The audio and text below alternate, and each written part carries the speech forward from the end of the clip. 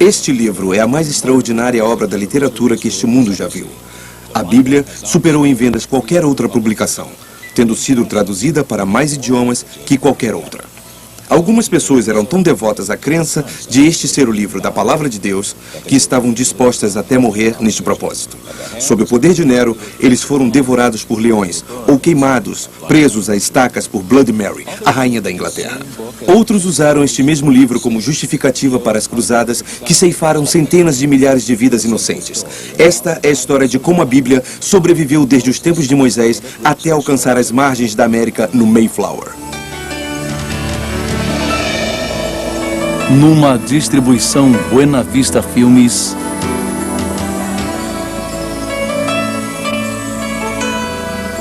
O Livro Eterno.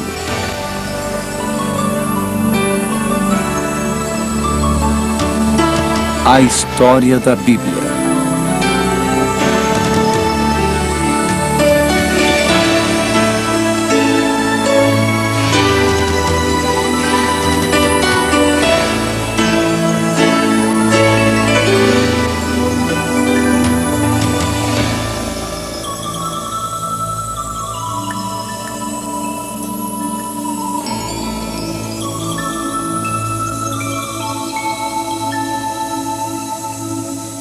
A palavra de Deus para o homem, como a Bíblia começou, 1500 a.C.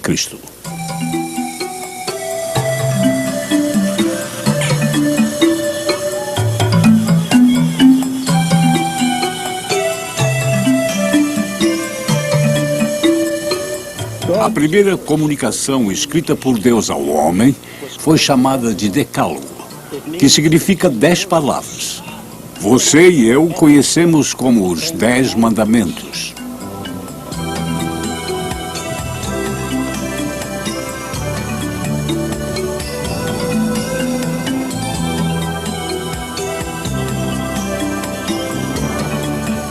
Primeiro foi dada oralmente e depois foi escrita. Moisés foi chamado a subir o monte pela segunda vez e Deus deu a ele os direitos dos povos, os direitos de propriedade e os direitos ao culto.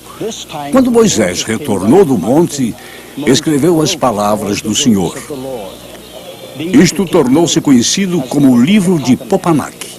Estes, de fato, retirados do registro de Bacalamelec, tornaram-se o início das sagradas escrituras que hoje chamamos de Bíblia.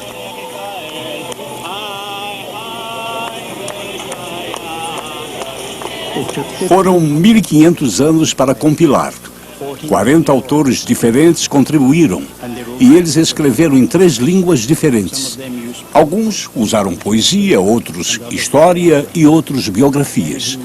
Muitos dos que escreveram eram reis ou guerreiros e outros eram fora da lei. Tudo o que foi produzido tornou-se para nós em 2 testamentos reunidos em 66 livros. O Velho Testamento Canon, 300 anos antes de Cristo. Existe uma palavra que precisa fazer parte do seu vocabulário. Se já não faz, a palavra que me refiro é cânon. Ela refere-se à coleção de livros que constituem a Bíblia. Eu estou interessado na Bíblia como ela se refere aos judeus. Eles acreditavam que a Bíblia foi dada aos homens como uma revelação especial, que vinha de Deus e que era o princípio e o fim de toda a autoridade sobre todos os assuntos. Era a mais alta corte de apelação para a qual todo homem deveria ir. A Bíblia que eles tinham não difere da Bíblia que temos em termos do Velho Testamento. Eles vão dizer-lhes que a canonização das Escrituras não aconteceu numa noite. Não foi decidida numa reunião de conselho. É alguma coisa que Deus fez gradualmente. Quando foi feito, dividiram-se em 3 partes. Eles tiveram a lei, ou que eles se referem como Torá. Tiveram os profetas e depois os escritores, ou como chamaram de hierografia. Isto acontece se vocês olharem no Evangelho de São Lucas, capítulo 24, e em seguida, no versículo 44, vocês observarão que é a mesma divisão da Bíblia que foi dada por Jesus. A escrita era primitiva e não havia letras minúsculas, vogais ou sinais de pontuação e nenhum espaço entre as palavras. E eles escreviam do lado direito do papel para o esquerdo. Eles tinham apenas 22 livros na Bíblia deles. Entretanto, era exatamente o mesmo material que está nos atuais 39 livros do Velho Testamento. Mas quando o acúmulo de tais escritos aconteceu, está dito em Êxodo 24, versículo 4. E Moisés escreveu todas as palavras do Senhor. Quando Alexandre o Grande conquistou o mundo, era uma época de racionalismo filosófico. Os homens viviam fazendo perguntas. Havia estrelas no campo das questões como Sócrates, Platão e Aristóteles. Mas eles não tinham respostas para as perguntas. Eles só tinham as perguntas. Não somente os livros de Moisés foram escritos 1500 anos antes de Cristo, mas lembre-se, de acordo com a tradição, o livro de Jó foi escrito 400 anos antes disso. Em 586 a.C., quando os babilônios vieram e decidiram assolar aquela terra, queimaram tudo o que era possível queimar no templo e puseram abaixo todas as rochas e tijolos que o constituíam. Eles levaram o povo cativo e assim o mantiveram por 70 anos. Após todo esse tempo, quando voltaram do cativeiro, se espalharam por todo o mundo. Construíram pequenas sinagogas, onde poderiam cultuar e dar instruções. Para isso, fazia-se necessário uma Bíblia para cada uma dessas sinagogas, e isto resultou em uma nova constituição, a dos escribas. Eles eram exigentes, se autorregulavam da seguinte forma: poderiam apenas usar peles de animais limpos, fosse para escrever ou para encadernar os manuscritos. Cada página não poderia ter menos que 48 linhas, e nem mais que 60. A tinta usada deveria ser preta e de uma receita especial. Deveriam pronunciar em voz alta cada palavra que estava sendo escrita. Deveriam limpar a caneta e se lavarem por inteiro antes de escrever a palavra Jeová. E toda vez que escreviam, deveria então haver uma revisão em 30 dias. E se 3 páginas precisassem de correção, todo o documento deveria ser refeito. As letras, palavras e parágrafos deveriam ser contados, e o documento tornava-se inválido se 2 letras apenas se juntassem. Os manuscritos só poderiam ser guardados em lugares sagrados, e todos os velhos e usados documentos eram enterrados numa cerimônia especial. Antes da invenção da imprensa, esse processo sacrificante contribuiu para a notável precisão das escrituras, quando comparadas às recentes descobertas arqueológicas. A influência grega, 250 a.C.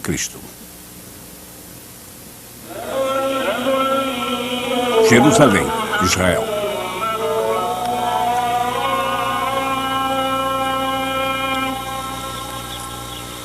Quando Alexandre o Grande conquistou o mundo, era a época dos raciocínios filosóficos. O homem vivia se questionando. Alguns eram brilhantes na área das questões, como Sócrates, Platão e Aristóteles. Mas eles não tinham respostas às próprias perguntas. Deixaram na mente humana um vácuo, um vazio, algo que precisava ser preenchido. E eles esperavam por alguém que pudesse vir a responder a todas as questões. Quando Alexandre morreu em 323 a.C., o mundo se tornou bilíngue e o grego era a segunda língua mais falada. Por esta razão, tornou-se importante haver uma tradução da Bíblia para o grego. Por volta do ano de 285 a.C., havia vários judeus que faziam parte da subcultura egípcia. De acordo com a tradição, Demétrios de Palerum, responsável pela mundialmente famosa biblioteca em Alexandria, perguntou ao rei Ptolomeu Filadelfo do Egito se ele conseguiria a tradução grega da lei judaica para a biblioteca. Para realizar isto, o rei liberou 100.000 escravos judeus que ele tinha em seu domínio e os enviou juntamente com um presente generoso e o embaixador para Eleazar, o sumo sacerdote de Jerusalém, e assim fez seu pedido. Ele desejava que fossem selecionados 6 sábios de cada uma das 12 tribos, somando assim 72 homens. Esses homens deveriam ir a Alexandria para trabalhar nesta tradução. Ao chegarem lá, tiveram uma recepção real de boas-vindas na corte. Foram enviados à Ilha de Feros. Nesta ilha especialmente preparada, havia 72 cubículos, um para cada homem, e em 72 dias eles traduziram todo o Torá. Eles foram tão incentivados pelo trabalho feito que cada um concordou com a tradução do outro. Eles batizaram o seu trabalho como Septuagint, que em grego significa 70.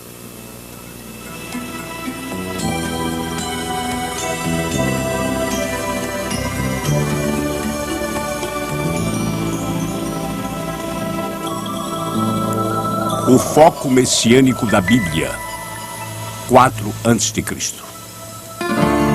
Desde a época do cativeiro babilônico, os judeus vinham vivendo debaixo de uma certa opressão. O Velho Testamento está impregnado de profecias que predizem a vinda de um Salvador que libertaria os judeus e destruiria seus inimigos. Ambos sábios judeus e cristãos concordam que o tema central da Bíblia aponta para um Messias, um Cristo.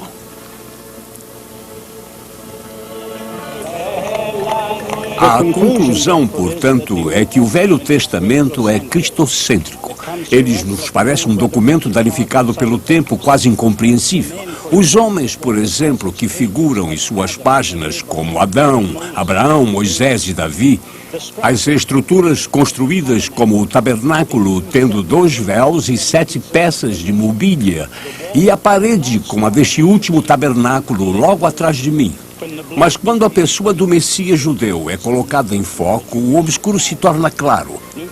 Os escritores do Novo Testamento afirmam que Jesus Cristo é esse Messias. O povo judeu, no entanto, estava pronto a admitir que ele realmente operava milagres, mas por ser filho de carpinteiro, não admitia que fosse o enviado pelo poder de Deus. Acreditava, no entanto, que era usado por Satanás. Não há dúvida quanto ao que os discípulos acreditavam. Eles diziam que todos os profetas testifiquem através de seu nome quem quer que acredite nele. E o grande problema que Jesus teve foi por reivindicar o título de rei, o que fez com que o Império Romano ficasse, de certa forma, irritado. O tema do Novo Testamento coloca o Cristo em total evidência, porque eles acreditavam ser Jesus de Nazaré. Os líderes religiosos judeus denunciaram veementemente sua conclusão.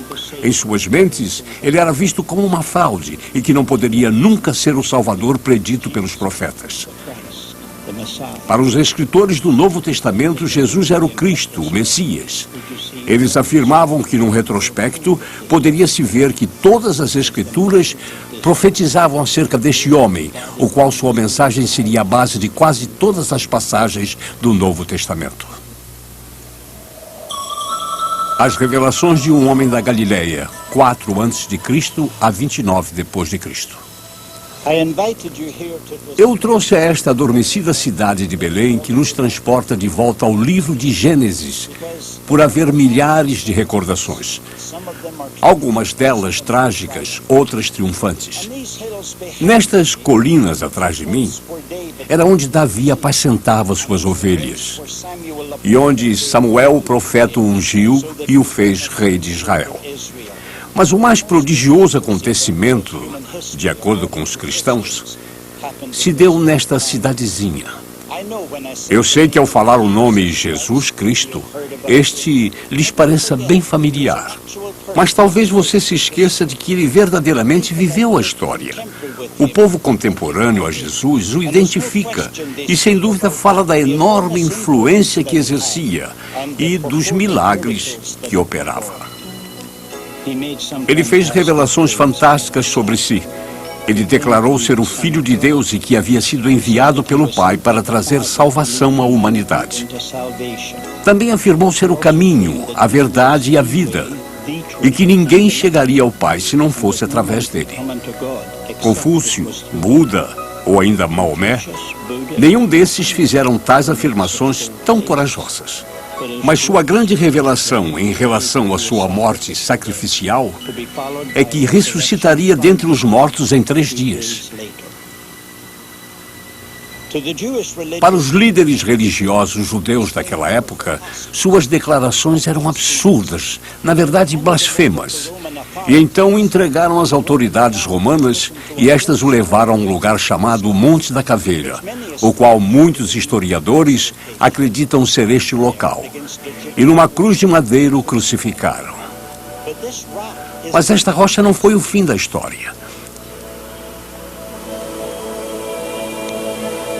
Próximo ao Monte da Caveira, onde o crucificaram, havia um jardim.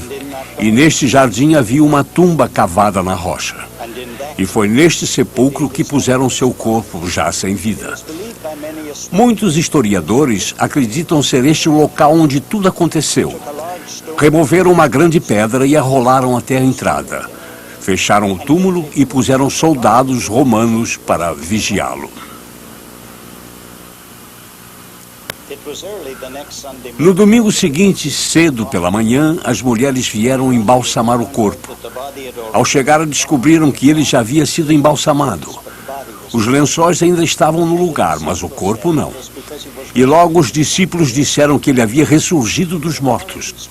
Mas as autoridades tentaram dar todo tipo de desculpa concebível para explicar o desaparecimento do corpo. Eles disseram, por exemplo, que os discípulos o haviam roubado. Mas nunca explicaram como eles conseguiram fazer tal coisa. E nunca expediram uma ordem para prendê-los. Os soldados disseram: nós adormecemos em serviço, porém ninguém nunca os repreendeu por terem dormido em serviço. E qual o tribunal que aceitaria como testemunha confiável alguém que dormia no momento em que o crime era cometido? Para as autoridades, sua morte foi a conclusão de um capítulo desagradável no calendário de uma nova seita religiosa. Para os escritores do Novo Testamento, a ressurreição de Jesus foi a confirmação definitiva de que ele era o verdadeiro Messias. O apóstolo Paulo escreveu que se Cristo não tivesse ressurgido dentre os mortos, nossa fé seria vã.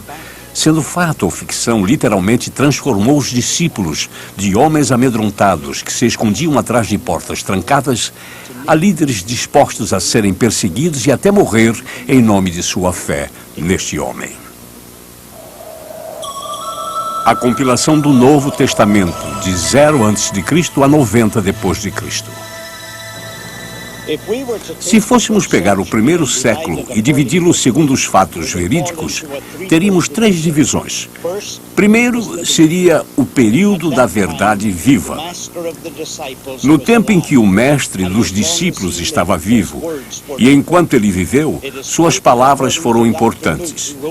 Está registrado, segundo o Dr. Lucas, que escreveu seu evangelho, que ele era poderoso em palavras e atos.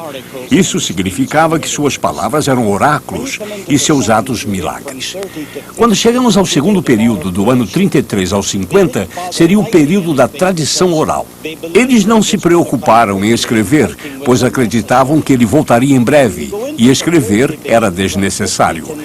Mas quando se chega à terceira divisão do ano 50-90, então é o período da comunicação escrita. Foi nesta época em que certas condições ocorreram que exigiu-se a escrita de cartas, e estas cartas tornaram-se base do Novo Testamento. O cristianismo crescia em tal proporção que os apóstolos mal conseguiam manter o ritmo, com a rápida expansão.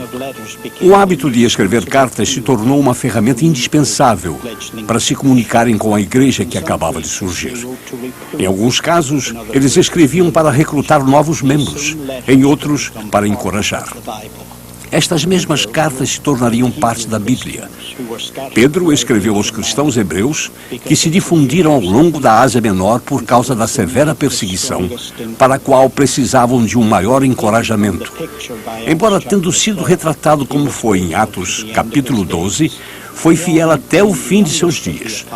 João, sendo o mais jovem dos apóstolos, sobreviveu a todos. Ele escreveu 3 cartas, ou epístolas, as quais inspiravam a uma vida santa, e um evangelho, o qual destacou coisas que foram omitidas pelos 3 outros escritores. Seu trabalho mais extraordinário foi escrever quando estava exilado na ilha de Patmos. Ele levantou o véu e nos permitiu ver o futuro em seu livro, que se tornou conhecido como Apocalipse. Porém, o mais notável escritor do Novo Testamento foi o mais zeloso perseguidor da igreja no princípio, Saulo de Tarso. O primeiro mártir cristão, 35 depois de Cristo.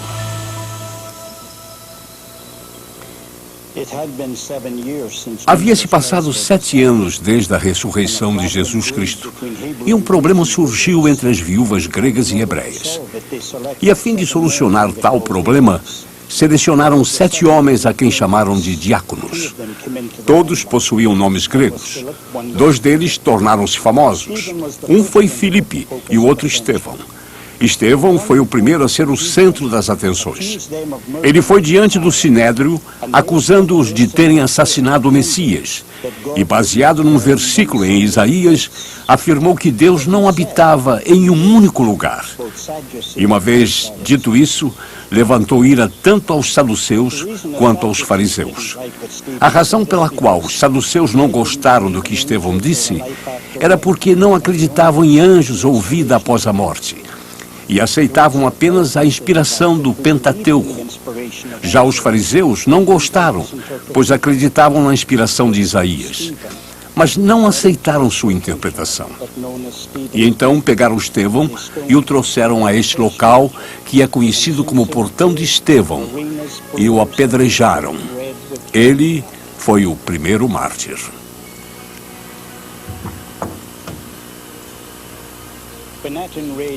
E desde aquele dia, o chão das arenas foram encharcados com sangue humano. Quando aquela turba enfurecida começou a apedrejar Estevão, tiraram suas mantas para facilitar o trabalho. Havia um homem de meia-idade que não participava do ato, e eles puseram suas vestimentas a seus pés. Ele presenciou e ouviu coisas que não esqueceria pelo resto de sua vida. Eles referiam-se a ele como Saulo, porém mais tarde se tornou conhecido como Paulo, o apóstolo. Paulo era da cidade de Tarso, da Sicília, uma província grega, e seu ambiente de filósofos, gramáticos e poetas deve ter contribuído para a sua habilidade intelectual. Sua família era de judeus rigorosos. Tanto ele quanto seu pai eram fariseus. Ele era fluente na língua hebraica. Escolheu o colégio de rabinos em Jerusalém para seus estudos e foi instruído aos pés do muito conceituado Gamaliel. Quando mais tarde esteve diante do Sinédrio em Jerusalém, disse-lhes que era romano, isto é, possuía a cidadania romana. A reação deles a essa informação testificou seu valor. Esta cidadania o isentou da escravidão e o livrou das punições degradantes, como açoite e crucificação. Deu-lhe o direito de apelar sobre qualquer que fosse a decisão da corte do imperador. E o mais importante de tudo, garantiu-lhe a liberdade para percorrer o mundo. Ele foi possuído por um incontrolável desejo de perseguição aos cristãos ao presenciar o que fizeram com Estevão. Sua sede era insaciável. Ele aumentou o seu campo de perseguição partindo numa missão até Damasco. E nessa jornada, através de uma visão, ele radicalmente converteu-se a Cristo. Sua paixão, no entanto, nunca diminuiu. Foi meramente redirecionada.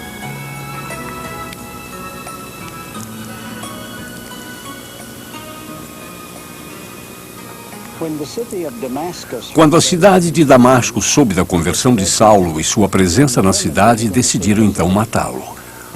Colocaram um guarda em cada portão de entrada, mas através de uma janela, seus amigos o desceram num cesto e assim ele escapou. Seguiu para a Arábia, onde ficou por 3 anos. Foi visitar os apóstolos na cidade de Jerusalém. E então a igreja de Antioquia o chamou para a obra e mais tarde o consagraram ao ministério cristão.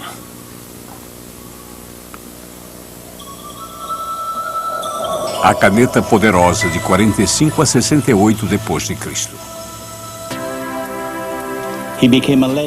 Ele se tornou um mito em sua própria época. Ele começou abrindo caminho para as igrejas dos gentios, em 2 continentes distintos, talvez em 3, ou então 4 jornadas missionárias. Seu trabalho foi incansável por 30 anos. Ele percorreu mais de 12 mil milhas em terra e mar em uma época sem a conveniência do transporte moderno. Grande parte do percurso foi feito a pé. Onde parava, tornava-se centro de dissensões. E em um desses o apedrejaram e o largaram, acreditando que estivesse morto. Por conta do tremendo âmbito do ministério pioneirista de Paulo, houve a necessidade de um acompanhamento através de cartas às igrejas que ele fundara. Nesta área, Paulo se tornou o mais produtivo escritor de todos os autores do Novo Testamento. Ele escreveu mais da metade das epístolas do Novo Testamento, e a maioria dessas cartas foram escritas enquanto estava preso. Sua última carta foi escrita na prisão aguardando a decisão de César.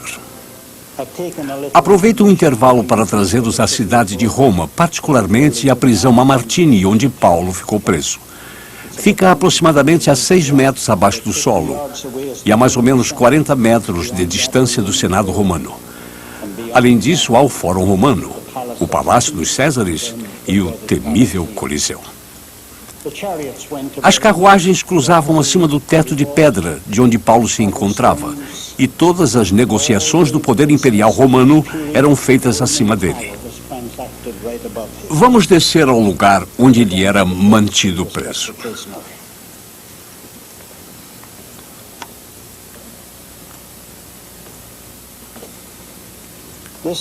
Esta é a legítima cela de onde Paulo escreveu a última carta. Ele estava neste local quando o fez. Ao escrever aos romanos, inicialmente disse que esperava ter uma jornada próspera e que a vontade de Deus fosse feita. Mas quando ele veio, se autodescreveu como Paulo, o ancião. Ele tinha correntes em seus braços e soldados à sua volta. Sentia muito frio e falava num manto que havia esquecido em Troade. Ele estava sem amigos e dizia: Dimas me abandonou amando o presente século, ele disse. Na minha primeira defesa, ninguém foi a meu favor. Antes, todos me desampararam. E sentia que tudo estava acabado. E disse: estou pronto para ser oferecido por libação. Se fosse possível para nós, de alguma forma, conhecer a pulsação de Paulo e assim descobrir o que sentia e perguntar-lhe: como está Paulo? Ele diria: sou um apóstolo de Jesus Cristo, pela vontade de Deus. De Jesus Cristo sem temer o poder imperial, pela vontade de Deus, sem mudar sua confissão, mesmo em circunstâncias adversas. Nós diríamos: e quanto a morrer, Paulo? Como se sente em relação a isso? Ele falaria: o tempo da minha partida é chegada. Combati o bom combate, completei a carreira e guardei a fé.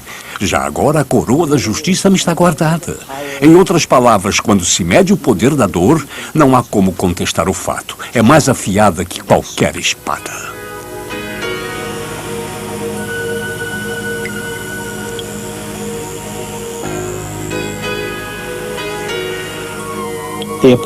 O apóstolo Paulo foi um de uma longa lista de escritores do Novo Testamento que foram martirizados. Segundo a tradição, foi supostamente aprisionado como Paulo e morreu nas mãos do imperador Nero. Ele foi trazido chicoteado e crucificado de cabeça para baixo. De acordo com o historiador John Fox, Pedro escolheu ser crucificado, mas no fundo não se achava digno de padecer da mesma maneira que Jesus. Tomé, segundo a tradição, viajou à Índia, onde morreu queimado por causa de sua fé. O único apóstolo que escapou do martírio foi João. Acredita-se que sobreviveu mesmo sendo queimado em óleo. No entanto, viveu até a idade bem avançada.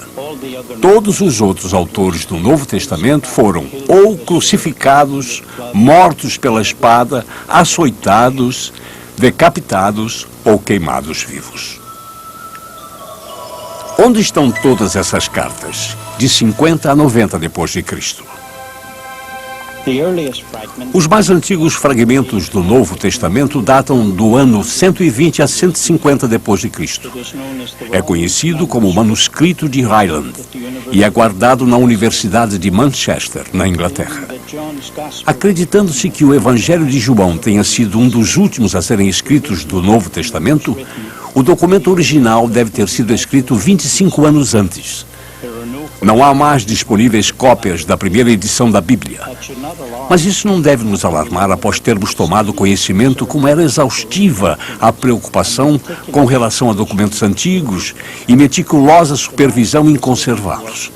A Bíblia nos foi dada em fragmentos e os paleógrafos tiveram que juntar vários documentos para obter uma cópia completa. As descobertas mais recentes desses manuscritos confirmaram o meticuloso processo de cópia das Escrituras e dissipou a concepção de que a Bíblia não é uma tradução precisa dos autores originais.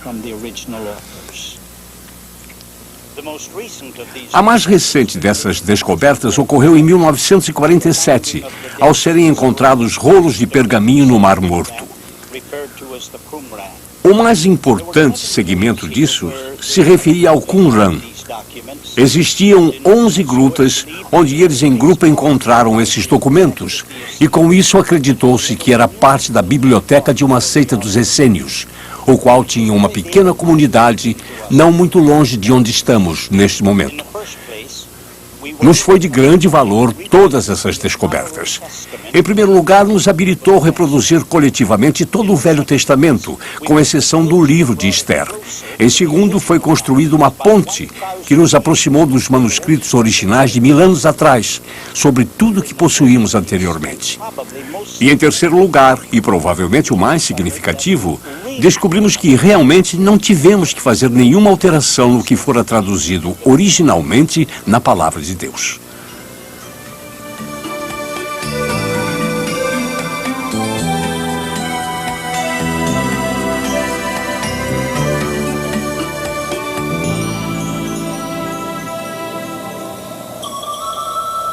A contribuição romana, ano 100 depois de Cristo.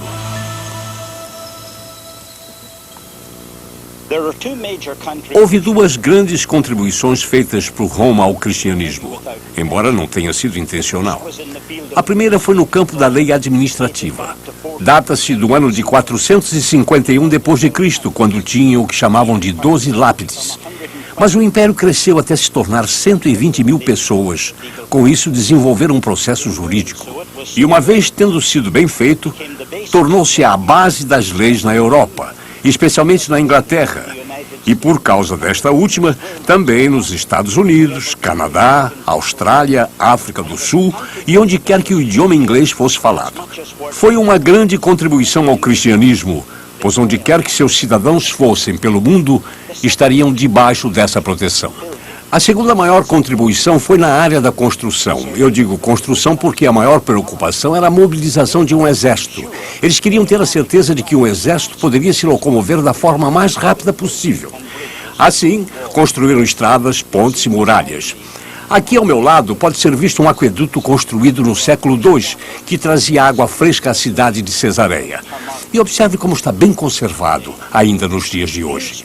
Esses dois e muitos outros contribuíram grandemente para a expansão do cristianismo. As catacumbas sob a cidade de Roma eram usadas para enterrar os cristãos. Estima-se haver 4 milhões de covas aqui. Em Roma, existiam 40 congregações cristãs separadas, encontradas logo após a última perseguição. Nesta época, os cristãos poderiam ser encontrados no Império Romano, bem como na distante Inglaterra. Não somente cresciam numericamente, mas penetravam verticalmente através de cada segmento social. Sabemos que não somente os pobres, mas também os ricos seguiam com prazer. O cristianismo nunca sobreviveria sem a Bíblia. Era o que a igreja primitiva tinha em comum. Se tornou o verdadeiro fundamento no qual os seus seguidores viviam e morriam. Dando os primeiros passos, ano 150 depois de Cristo.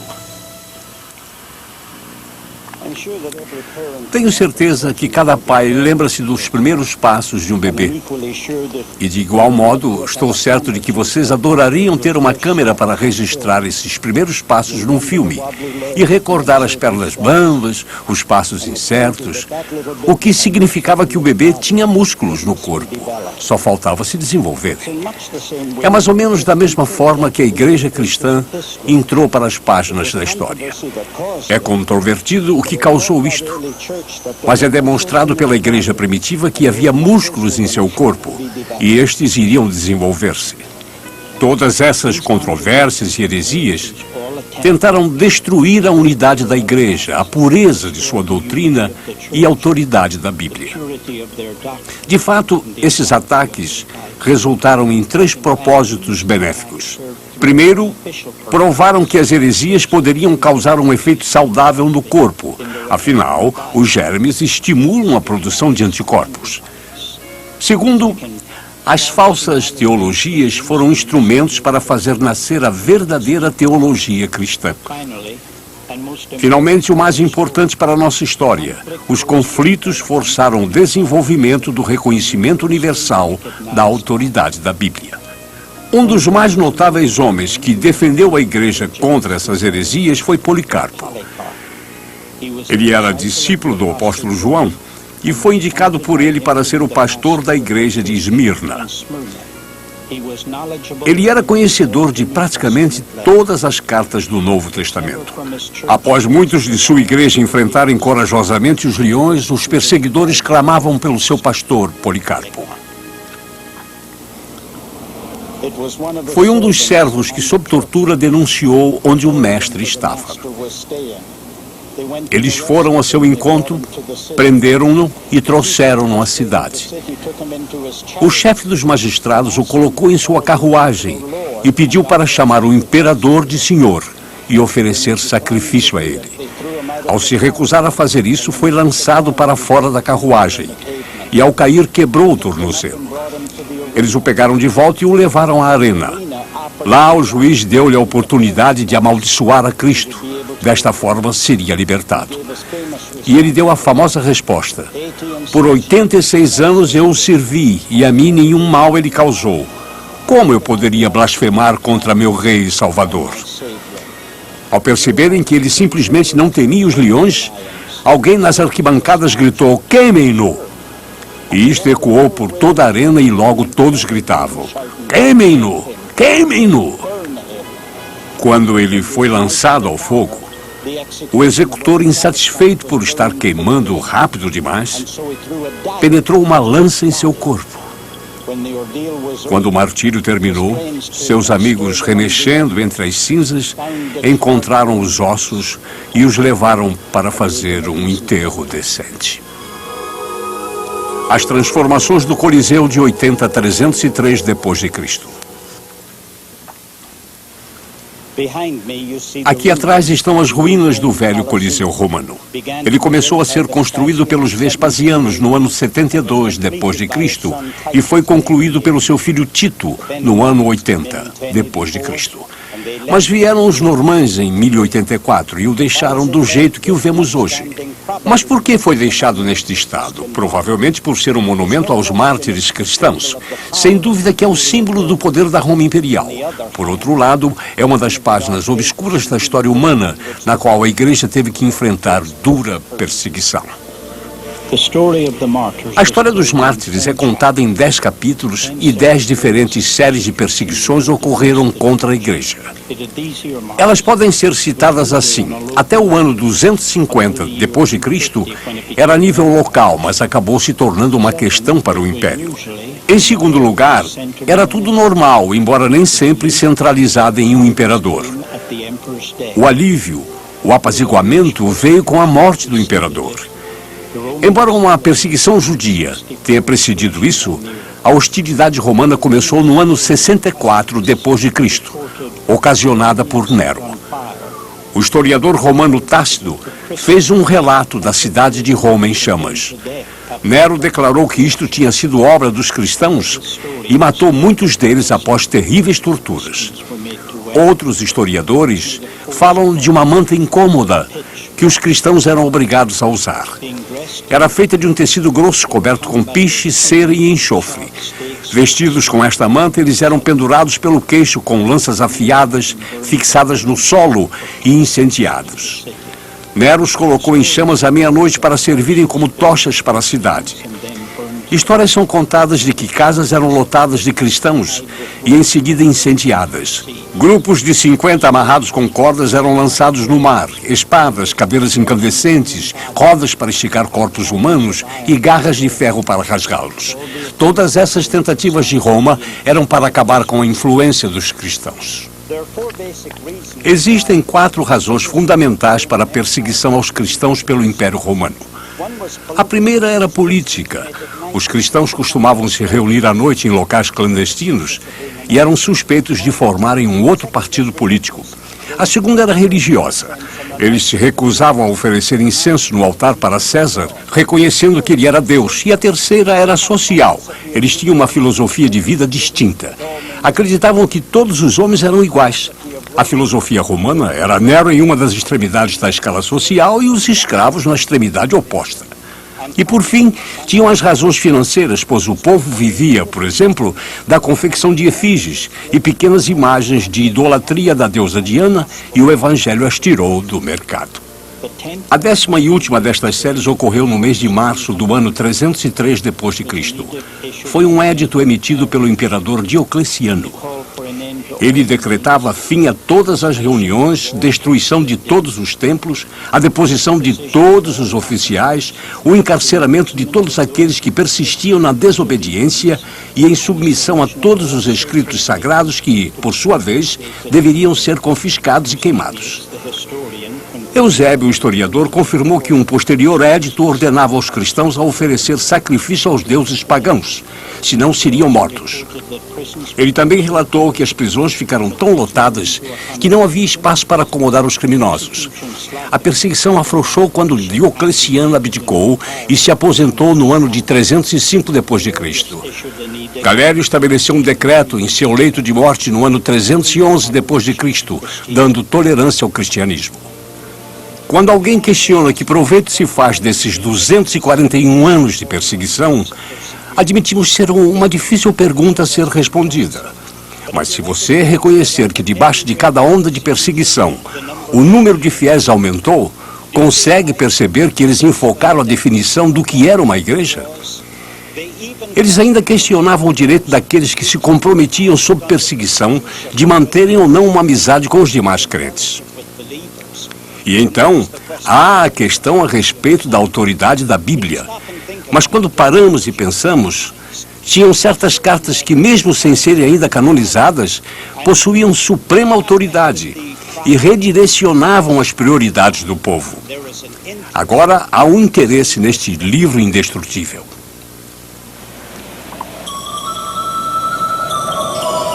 Da perseguição à proclamação, do ano 313 a 331 d.C. Estou agora numa das 7 colinas de Roma e provavelmente a mais importante delas. Isto porque foi o centro de sua vida religiosa e onde os Césares construíram seus palácios.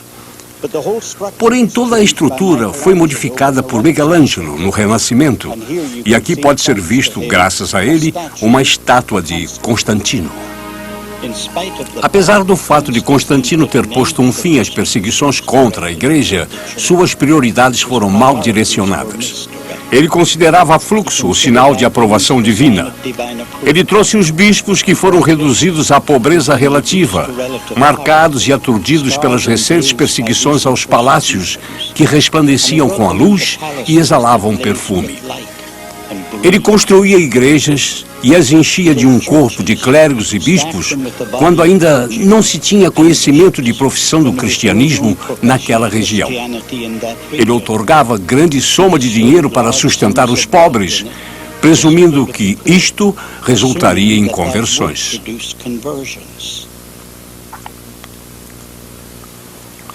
No entanto, ao dizer todas essas coisas negativas a respeito de Constantino, posso mencionar uma positiva. Foi ele quem pediu a Batenácio para providenciar 50 Bíblias e copiá-las para que pudesse levar à sede do novo império no leste, Constantinopla. Isto resultou numa coisa. Fez com que as pessoas questionassem o que é a Bíblia. E isso preparou o terreno para a canonização da Escritura. A palavra se torna suprema, 367 a 397 depois de Cristo. À medida que a igreja primitiva estava esperando o breve retorno de seu Salvador, e à medida em que ele ordenava para ir e pregar o evangelho a toda criatura, eles realmente não se interessaram mais em escrever. Não tinham tempo para tal. Então houve uma época em que, eu entendo, foi retomada a escrita apenas para tentar captar o sentido da mensagem. Não estavam preocupados com as palavras que iriam usar, o tempo verbal ou a sintaxe. Eles simplesmente queriam expor informação suficiente para converter as pessoas e ganhá-las para o cristianismo. Mas então veio aquele terrível tempo de perseguição Diocleciano em 303 depois de Cristo. Eles fizeram algo que nunca havia sido feito antes nessas perseguições. Eles exigiram a destruição de todos os documentos sagrados. Não sabemos o que perdemos nesta época. Nós acreditamos que havia literalmente milhares de documentos que nos foram tomados por causa dessa perseguição. Então, logo esse período passou, veio o ávido desejo de saber o que estava escrito. Neste período, os escribas estavam muito ocupados. E sua ocupação principal era naquilo que supostamente seriam as cópias das Sagradas Escrituras, mas já havia literalmente 13.000 dessas cópias circulando em Crisendom.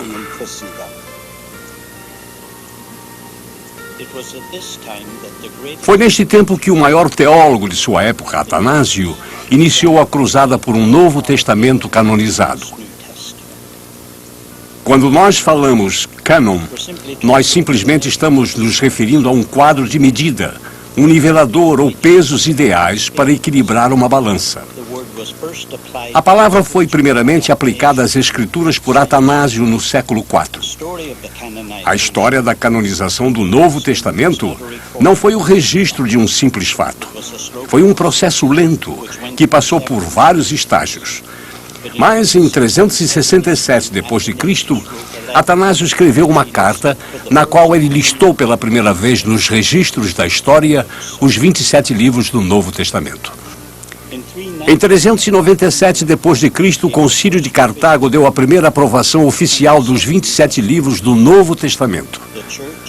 A igreja, de um modo genérico, agora possui uma voz de autoridade. Para esta autoridade, todo o concílio, conclave, pastor ou papa, todo o corpo deliberativo se submeteu. A palavra se tornou suprema. A Bíblia no latim vulgar de Jerônimo, 405 depois de Cristo.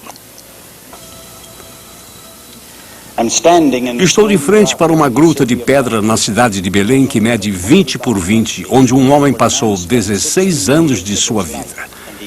Ele fez a maior coisa que poderia ter feito pela humanidade. Seu nome, Jerônimo.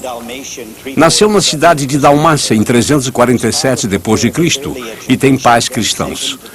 Seu pai cuidou de sua educação inicial e então o enviou para a cidade de Roma para estudar retórica e filosofia com um grande professor chamado Donato. Enquanto estava lá, se submeteu ao batismo nas águas. Isto causou um efeito profundo em sua vida.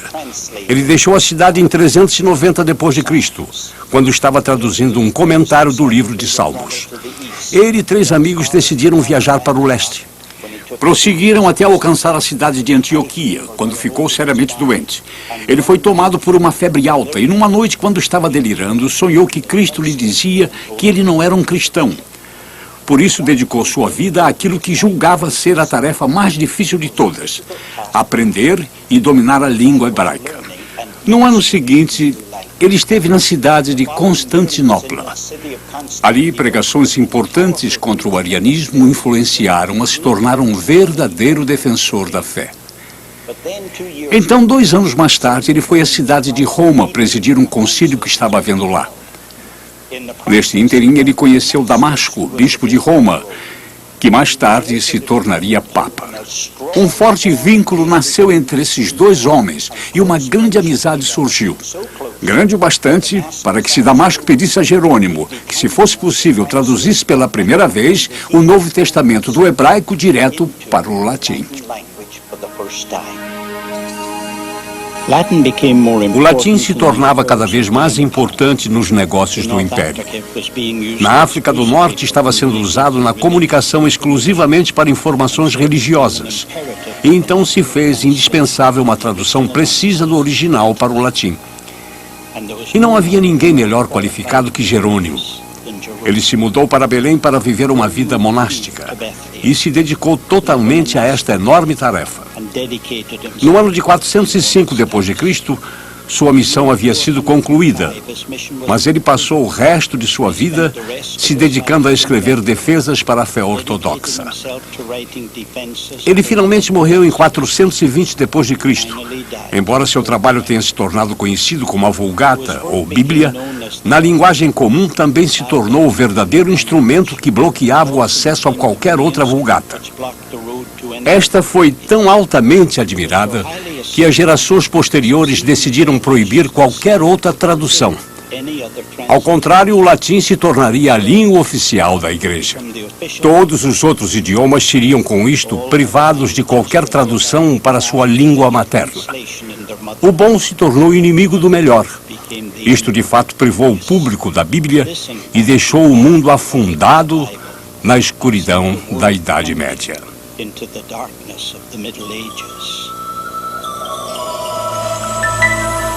O movimento no mosteiro, ano 382 d.C. Estou bem em frente ao mosteiro trapista situado entre Tel Aviv e Jerusalém e quero falar sobre o assunto monasticismo.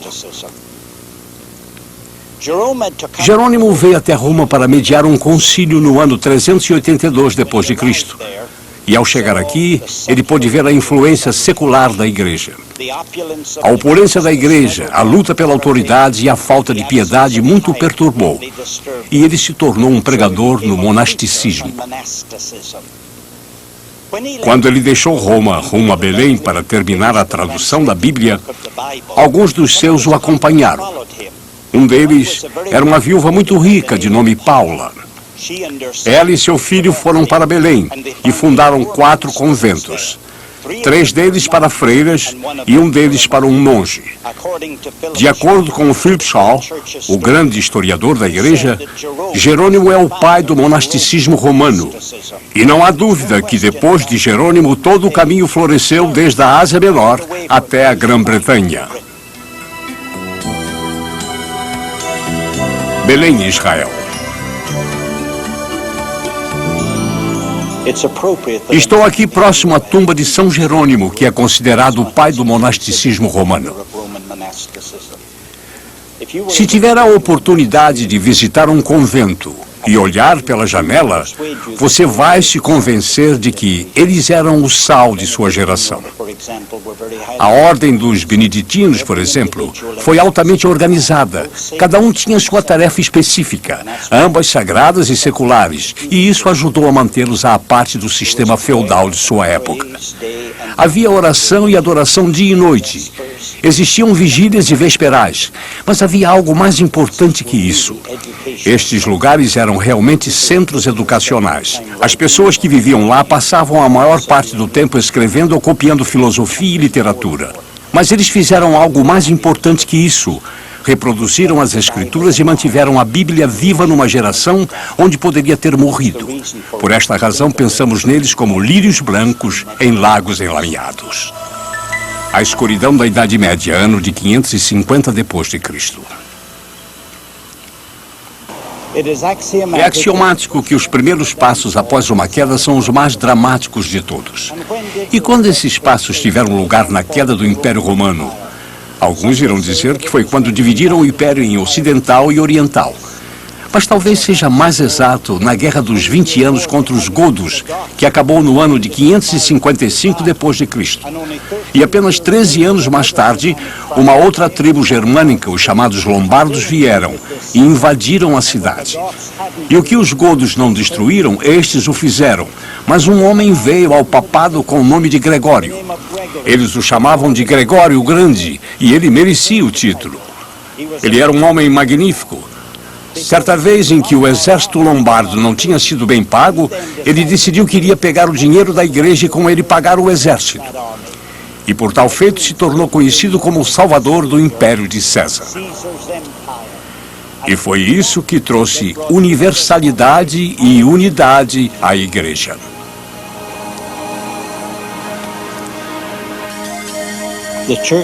A igreja foi o poder absoluto durante esta época.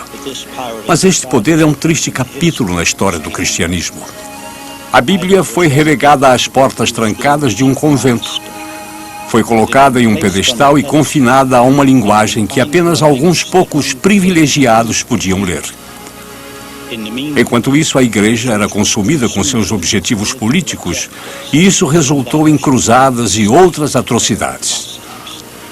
Um número incontável de vidas foram ceifadas, mas desta vez a igreja foi a responsável. No entanto, nas longínquas ilhas britânicas, a Bíblia estava apenas começando a sacudir as ondas que mudariam o curso da história para sempre.